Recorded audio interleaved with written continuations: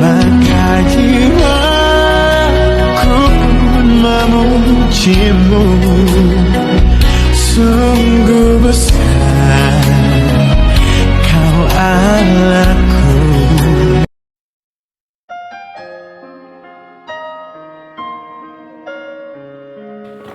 Perjalanan menuju villa guys, tempat anak-anak remaja.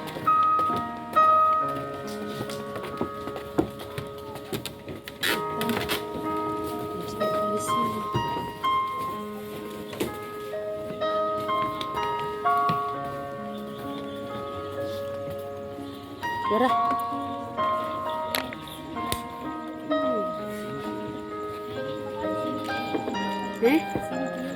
Iya.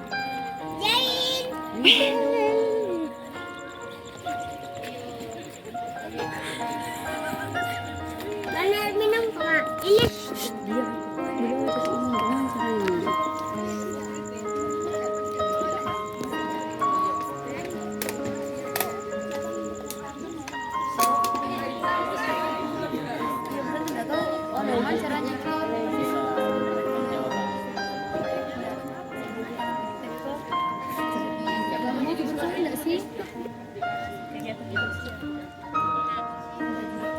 Ya, itu surat-surat apa?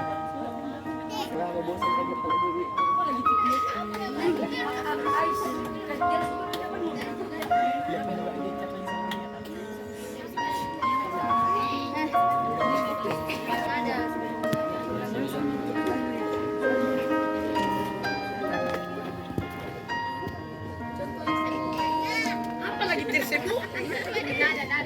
Bukan minum lagi, serius buka.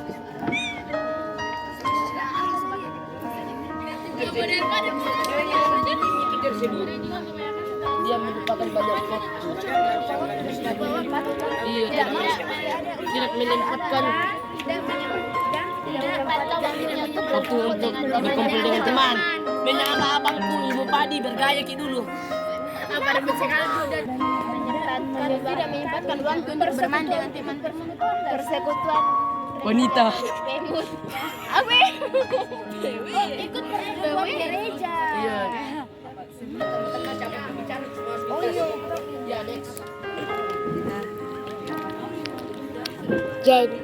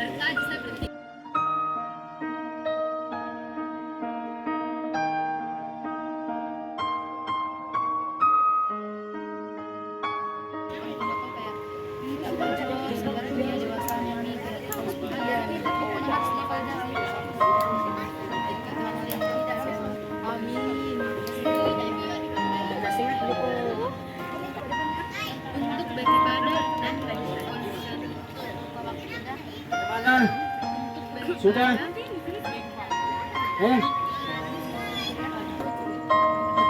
Kira?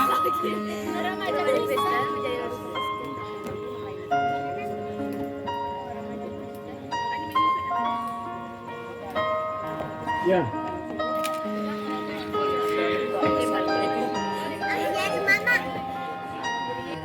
Sudah selesai. Sudah.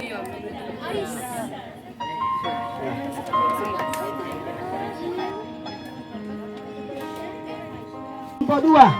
Yang paling pertama selesai tadi toh di sini. Iya. Temannya. Ya. Iya kan Kak? Ayo mobil itu. Apa dia? Kenapa semari? Tidak ada yang mau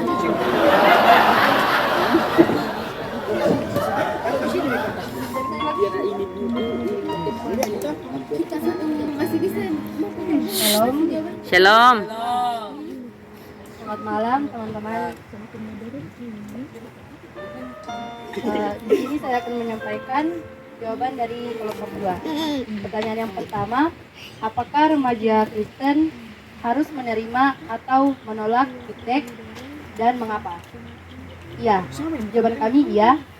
Remaja Kristen harus menerima iptek karena kita sebagai remaja Kristen membutuhkan iptek yang terus berkembang mengikuti zaman. Bagaimana sikap remaja Kristen terhadap iptek agar tetap bertumbuh dalam iman dan berkarakter? Dengan cara menggunakan iptek secara bijak dan positif, dengan menggunakan iptek yang didasari sesuai karakter Kristus. Sekian jawaban dari kelompok kami. Terima kasih atas perhatiannya. Selamat malam. Kita harus menerima iptek karena iptek sangat mempengaruhi perkembangan hidup remaja Kristen. Iptek bisa digunakan mendengarkan khotbah-khotbah karena belajar firman Tuhan membuat kita semakin dekat dengan Tuhan. Pandangan pendapat muncul ya. Kelompok di sana kelompok 3. Siapa kita kelompoknya? Masih revisi. Kelompok 4. Ya, Siapa kita kelompoknya? Miko. Ya. Ayo Bio. Bio,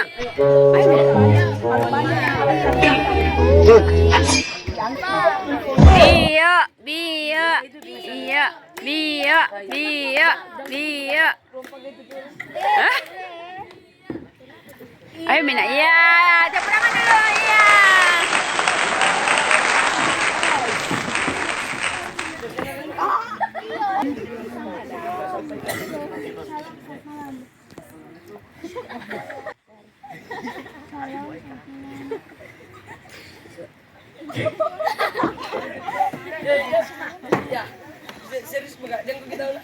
Silakan.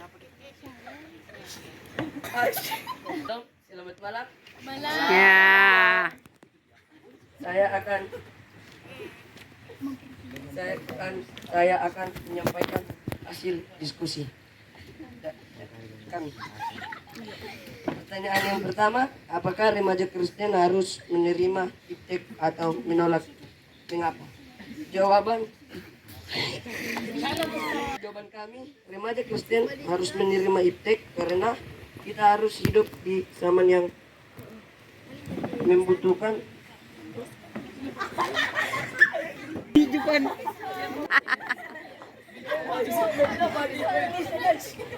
Shalom, selamat malam teman-teman. Kami dari kelompok 4 akan mempresentasikan jawaban kami. Jawaban yang pertama, apakah remaja Kristen harus menerima iptek atau menolak? Mengapa? Jawabannya iya. Karena remaja Kristen Jawabannya iya, remaja Kristen harus menerima iptek karena kita hidup di zaman yang membutuhkan teknologi dan kehidupan manusia semakin berkembang juga semakin maju. Jawabkan saya bisa perwakilan dari kelompok 3 akan membacakan hasil diskusi kami. Sebelumnya saya minta maaf karena kami tadi Pertanyaan yang pertama, apakah remaja Kristen harus menerima atau menolak iptek? Mengapa? Jawaban kami, ya, remaja Kristen harus menerima iptek karena iptek mempermudah manusia dalam melakukan kegiatan sehari-hari. Tetapi cara menggunakan iptek juga harus berdampak positif terhadap sesama agar tetap tidak menyimpang dari firman Tuhan. Tepuk tangan untuk kelompok 4.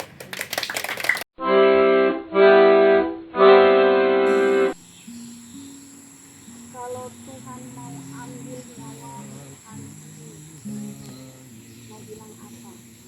Mau bilang jangan? Bisa bilang jangan. Tuhan sudah hitung umurmu sampai usia SMP, sampai usia SMA. Bisa mau bilang jangan.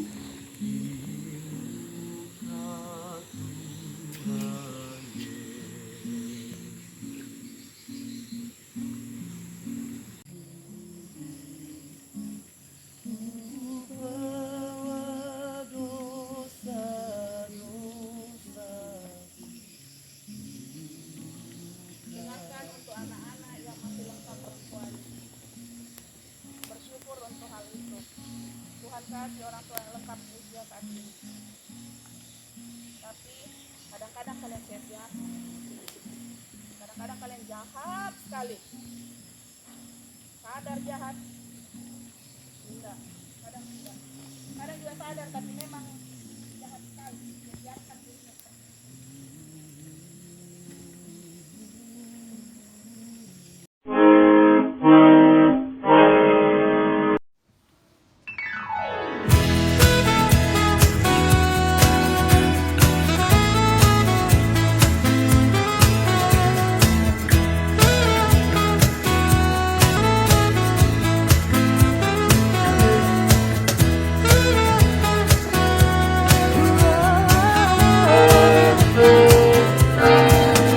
Jangan lelah bekerja di ladangnya Tuhan, Roh Kudus yang berikan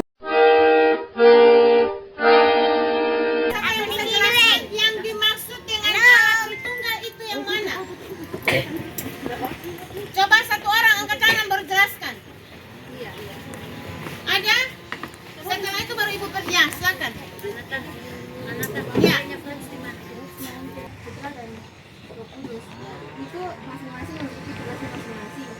Bapa itu sebagai pencipta, Putra sebagai apa nih? Kayak sebagai contoh baik manusia yang bisa dijadikan panutan oleh manusia. Terus Roh Kudus itu sebagai yang ada dalam hati manusia, dia yang tuntut manusia kembali ke jalan yang benar kalau misalnya berbuat salah. Ya, terima kasih. Oke, tepuk tangan dulu untuk Regina. Memang. Jadi Allah Tritunggal itu sebenarnya hanya ada Allah satu, tetapi dia memiliki tiga pribadi. Ya. Kejadian pasal 1 ayat 26. Sudah dapat semua? Berfirmanlah Allah, baiklah kita menjadikan manusia menurut gambar dan rupa kita, supaya mereka berkuasa ikan di laut dan burung-burung di udara, dan atas ternak, dan atas seluruh bumi, dan atas segala binatang melata yang merayap di bumi. Jadi ini mau menyampaikan kepada kita bahwa Allah Tritunggal ini dia sudah ada dari awal. Sebelum Yesus Kristus, sebelum perjanjian baru dinubuat digenapkan, itu sudah disampaikan di dalam kitab Kejadian. Jadi baiklah mereka ini satu atau banyak atau ada lebih dari satu, jalani kehidupan yang sudah dipulihkan oleh Yesus. Bisa pahami? Bisa pahami? Terus bunyikan lagi, yang mana jodohnya?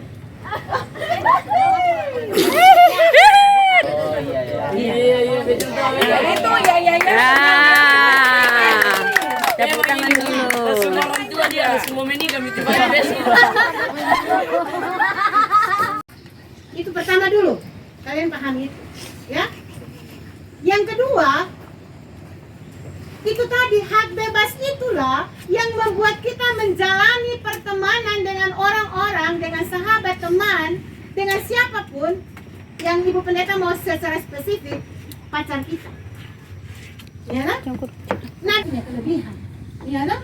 Nah, setelah kita bisa menerima itu, kita bangunlah kehidupan rumah tangga. Kita diberkati dalam pernikahan yang kudus. Ini sebenarnya ini anak-anak pemuda ini yang harus mereka jelaskan, bukan anak remaja. Ya, Tiffany ya. Tapi mereka harus jelaskan supaya kalian tahu. Oke, sudah menikah, membangunlah hidup rumah tangga. Nah, dalam hidup rumah tangga itu harus hidup membangun cinta. Bangun cinta itu dari segala masalah. Bangun cinta itu dari segala kekurangan. Bangun cinta itu dari segala problem. Bilang, ya Tuhan sudah bilang hanya maut yang memisahkan. Tapi Musa, kenapa pada zaman perjanjian baru izinkan orang bercerai? Tuhan bilang karena kekerasan hatimu. Keras hatimu, tidak mau menerima kekurangan kelemahan pasanganmu. Sehingga apa? Timbullah masalah dalam rumah tangga dan akhirnya ambil keputusan mau bercerai. Pada awalnya tidak boleh bercerai, hanya maut yang memisahkan. Ya tadi Fani? Jadi kalau ke depan, kalau ada masalah dalam rumah tangga Tiffany, pasanganmu harus belajar untuk menerima segala kekurangan dan sehingga tidak terjadi perceraian. Di dalam rumah tangga menerima kekurangan kelemahan sehingga tidak terjadi perselingkuhan. Nah kalau sudah terjadi seperti itu, ya mau tidak mau terkadang orang bisa saling memaafkan dan kembali memperbaiki rumah tangga. Tetapi ada juga rumah tangga yang tidak bisa menerima, akhirnya bercerai. Nah setelah dia bercerai Tiffany, dia menjalani lagi masa-masa perjalanan kehidupannya dan dia bertemu dengan pasangan yang cocok kembali dengan dia. Itulah yang membuat dia kembali membangun hidup rumah tangga seperti itu. Tetapi pada awalnya perceraian itu semuanya kalian. Ketika kita bangun rumah tangga, coba Tiffany, kalian harus betul-betul bangun rumah tangga dengan pasangan yang pasangan yang sepadan.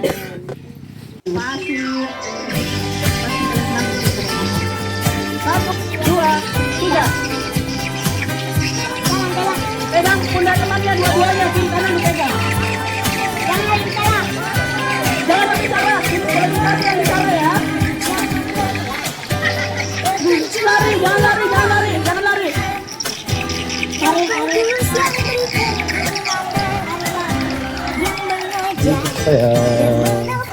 Ikut arahannya Kak Askar, jangan putus, jangan pegang pundak temannya. Ikut saya. Oh, stop dulu kan. Gini gimana? Ayo ikut dulu. Ikut. Oke, stop. Yes. Salah. Sorry. Maaf. Mau kemana Kak Askar? Kita mau putar kemana ini? Pelan-pelan. Ikut saya. Oke, sekarang stop. Ayo maju dikit dulu, terlepas belakang. Maju lagi dikit.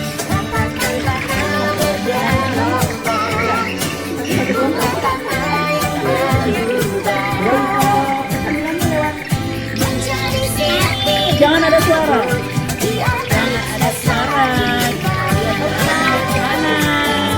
Lihat arah kemana? Jangan bersuara.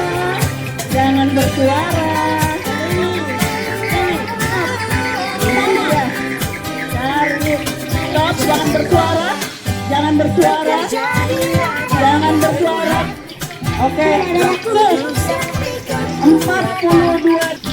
Iya, 40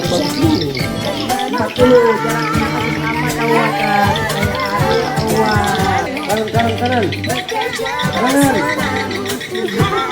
Ada kiri. Kanan. Masuk kanan sama kiri. Kanan tuh.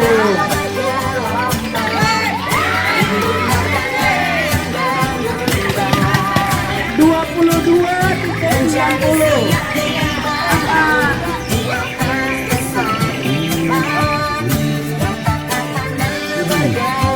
Kanan. Belakang kiri. Lurus. Jangan bersuara.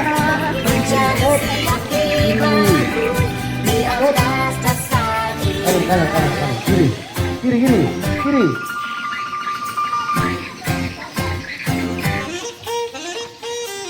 Oke, pusing di dapat. 24. Sudah. 23.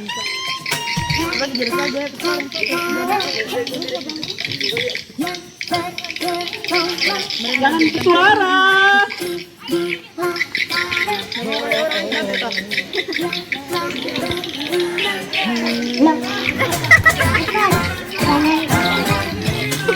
Mau kemana?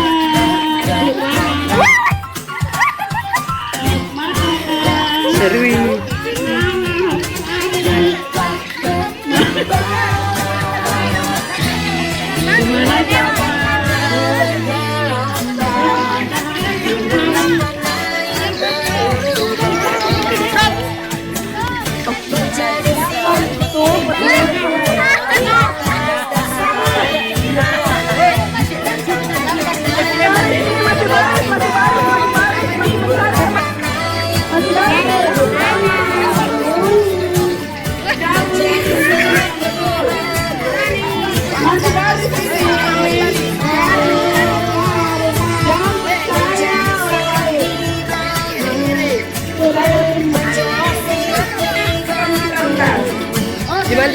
Tanya nasi mulut.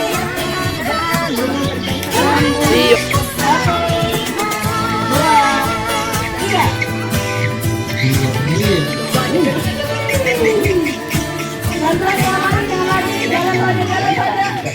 Jangan kasih, jangan kasih, jangan.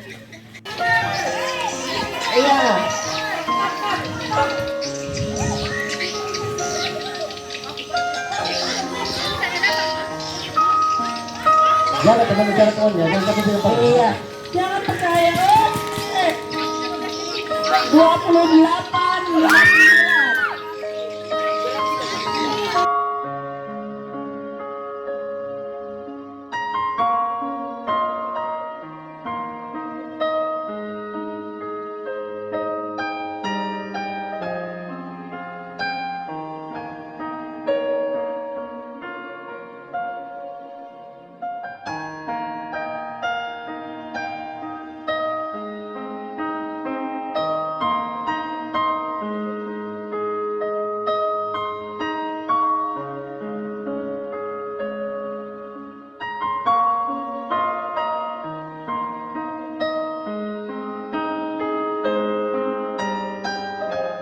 GKSP. Kami remaja GKSP Jemaat Bukit Santijo mengucapkan terima kasih kepada donatur dan sponsor dalam kegiatan Retreat Pasca Remaja GKSP. Terima kasih. Terima kasih.